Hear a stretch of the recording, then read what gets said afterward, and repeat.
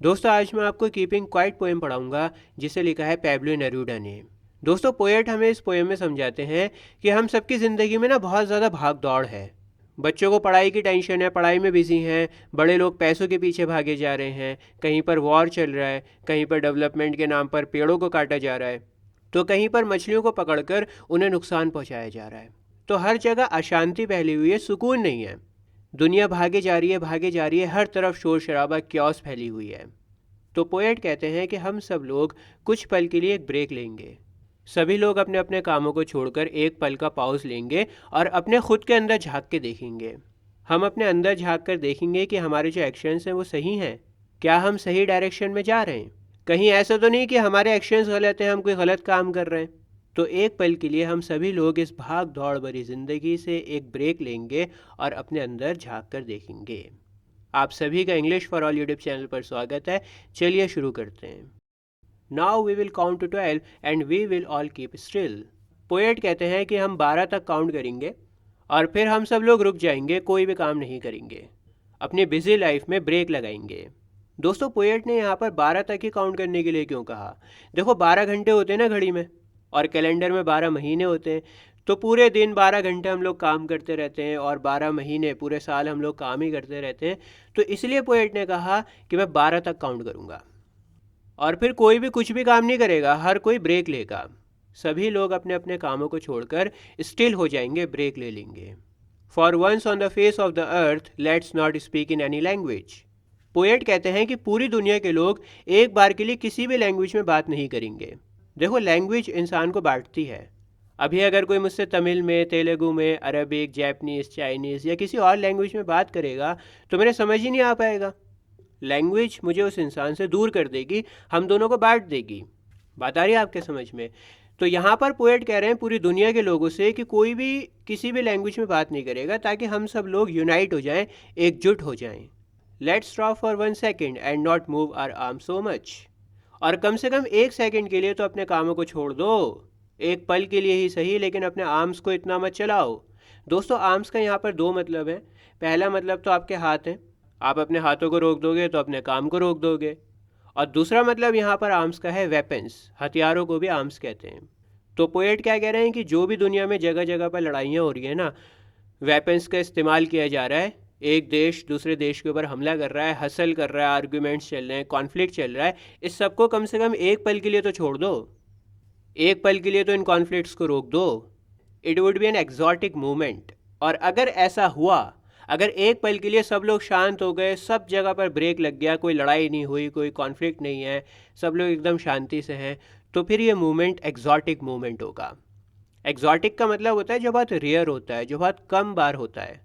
जैसे आपने exotic fruits के बारे में सुना होगा। एक्जॉटिक फ्रूट्स उन्हें कहते हैं जो हर जगह पर ईजिली मिलते नहीं हैं, बहुत रेयर या दूसरे देशों से आते हैं, उन्हें एक्जॉटिक फ्रूट्स कहते हैं।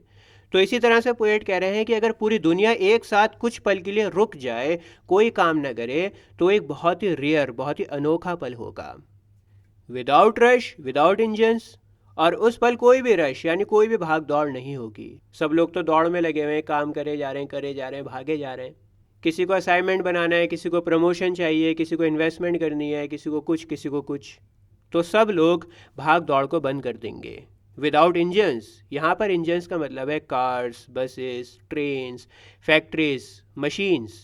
अब ये सारी चीज़ें लगातार चलती रहती हैं, और अगर ये सब इंजन्स बंद हो जाएंगे तो कितनी शांति हो जाएगी, कितना सुकून हो जाएगा। पॉल्यूशन भी नहीं रहेगा। जो कच कच कच कच कच मशीनों की आवाज़ें चलती रहती हैं वो सब रुक जाएंगी, शोर शराबा ख़त्म हो जाएगा, शांति हो जाएगी। We would all be together in a sudden strangeness. और फिर सब लोग, चाहे वो किसी भी कंट्री के क्यों ना हो, कोई भी रिलीजन या कोई भी लैंग्वेज के क्यों ना हो, एक ही एक्सपीरियंस को शेयर करेंगे। और वो एक्सपीरियंस क्या होगा? पीस का होगा, साइलेंस का होगा। इन अ सडन स्ट्रेंजनेस का मतलब है कि वो साइलेंस शुरू में ना बहुत ही स्ट्रेंज लगेगा, बहुत ही अजीब लगेगा, क्योंकि हम लोग तो हमेशा शोर शराबे में, भाग दौड़ में ही रहते हैं ना। हमने इस तरह का सुकून कभी महसूस ही नहीं करा, कभी एक्सपीरियंस ही नहीं करा। और जब भी कोई चीज़ पहली पहली बार होती है तो वो अजीब लगती है। तो हम लोग तो नॉइज़, क्योस और भाग दौड़ में ही पले बड़े हैं, हमें कभी इस सुकून का एक्सपीरियंस हुआ नहीं है। इस वजह से वो जो सुकून होगा वो बहुत ही स्ट्रेंज होगा, बहुत ही अजीब होगा स्टार्टिंग में।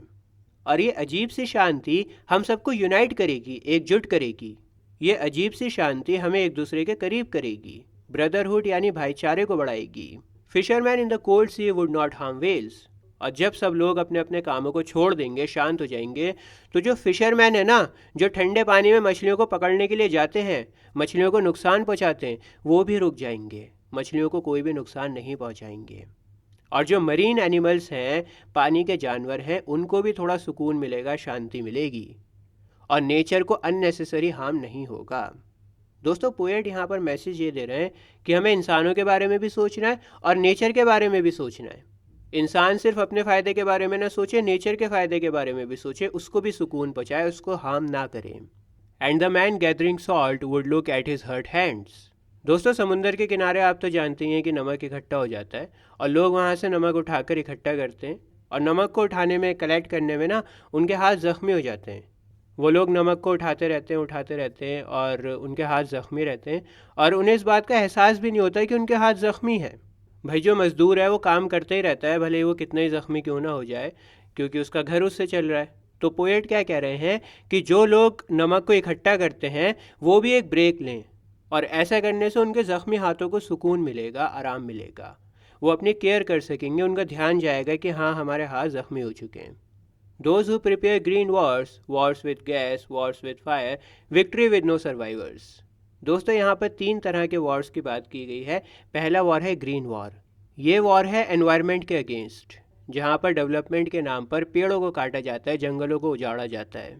दूसरा वॉर है वॉर्स विद गैस। ये वॉर है जो केमिकल वेपन्स या फिर पॉइजनस गैस से लड़े जाते हैं, जहरीली गैस को छोड़ा जाता है नुकसान पहुँचाने के लिए। और तीसरा वॉर है वॉर्स विद फायर। यहाँ पर बॉम्ब, गन्स, मिसाइल्स का यूज़ किया जाता है, इनसे लड़ाई करी जाती है। तो पोएट कहते हैं कि वॉर करने से आप जीत तो जाओगे, विक्ट्री तो हो जाएगी आपकी, लेकिन कोई भी सर्वाइवर ही नहीं बचेगा, कोई इंसान ही नहीं बचेगा। भाई, आप काटो पेड़ों को, जंगलों को काटो, खूब बड़ी बड़ी बिल्डिंग्स बनाओ वहाँ पर। अब वहाँ पर डेवलपमेंट के नाम पर बिल्डिंग्स तो बहुत बड़ी बड़ी बना दोगे, लेकिन जब पॉल्यूशन इतना होगा, जब कोई इंसान ही नहीं बचेगा, तो उन बिल्डिंग्स का फ़ायदा क्या है? दिल्ली एनसीआर में यही हो रहा है, आप देख लो। पेड़ों को काट काट कर डेवलपमेंट के नाम पर इतनी बड़ी बड़ी बिल्डिंग्स बना दी, और देखो कितना पॉल्यूशन है, सांस लेने को हवा ही नहीं है। या फिर आप केमिकल वेपन्स से या फिर मिसाइल या बॉम्ब गिराकर वॉर करो, आप जीत जाओगे, लेकिन वहाँ पे कोई इंसान बचेगा नहीं, तो फ़ायदा ही क्या है ऐसी लड़ाई का, ऐसी जीत का? Would put on clean clothes.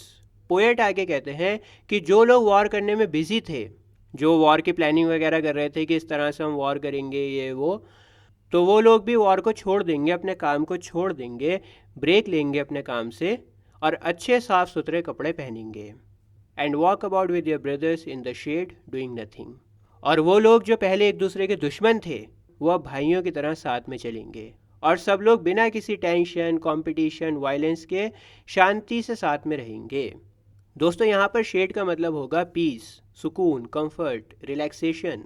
तो बात आ गई आपके समझ में? जो लोग वॉर में बिजी हैं, लड़ाई झगड़ा छोड़कर, खून खराबा छोड़कर, सुकून से साथ में रहेंगे। What I want should not be confused with total inactivity।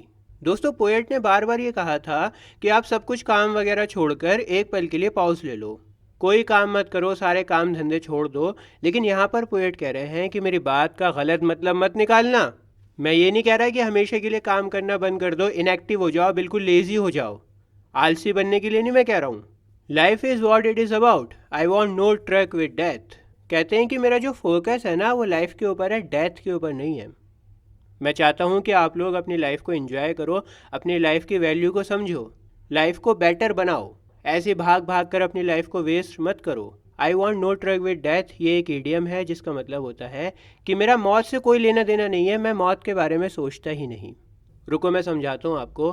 देखो, पोएट ने बार बार कहा कि रुक जाओ, ब्रेक ले लो, शांत हो जाओ, लेकिन अब वो क्लैरिफाई कर रहे हैं कि मैं ये नहीं कह रहा कि आप मर ही जाओ, आपकी स्पिरिट ही ख़त्म हो जाए, मतलब आप सब कुछ छोड़ छाड़ कर लेज़ी हो जाओ, इनएक्टिव हो जाओ। यहाँ पर फिज़िकल डेथ मतलब नहीं है। पोएट कहते हैं कि मैं चाहता हूँ कि तुम अपने अंदर झाँको, थोड़ा सा ब्रेक लो, ताकि तुम्हारी लाइफ बेटर हो सके। लेकिन इसका मतलब ये नहीं है कि तुम आलसी बन जाओ, तुम्हारी स्पिरिट ही मर जाए, सारा जोश ही ख़त्म हो जाए।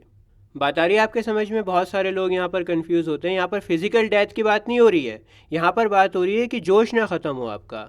यहाँ पर बात हो रही है इनएक्टिविटी की, यहाँ पर बात हो रही है तुम आलसी ना बनो, ब्रेक लो, अपनी लाइफ को बेटर बनाओ, लेकिन आलसी मत बनना।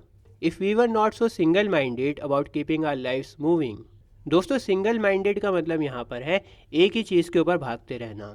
बचपन में हम सभी लोग स्कूल में मार्क्स के पीछे भागते रहते हैं, फिर अच्छे कॉलेज के पीछे, डिग्री के पीछे भागते हैं, फिर जॉब के पीछे भागते हैं, फिर प्रमोशन के पीछे भागते हैं। एक ही चीज़ को पकड़ के रखते हैं और फिर उसके पीछे भागते रहते हैं।